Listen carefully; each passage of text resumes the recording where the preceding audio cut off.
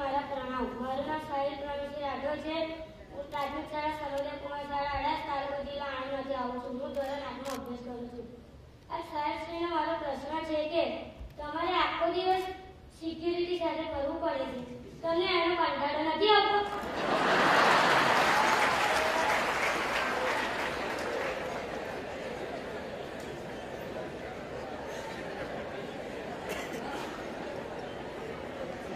बिल्कुल मारा मननी बात करी दोस्त है।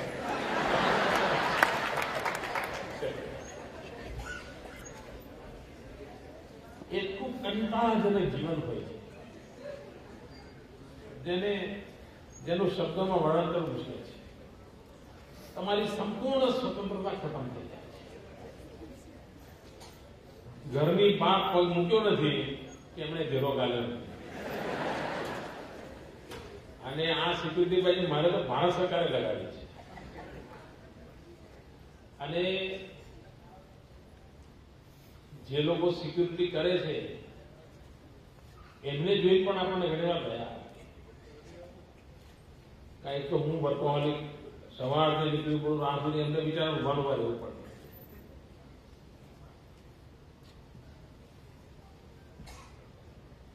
મારા કરતા વધારે મહેનત એમને કરી તો માનવીય રીતે પણ મને ઘણી વાર થાય કે આપણો દેશ આ દશા મનમાં એક અતિશય પીડા.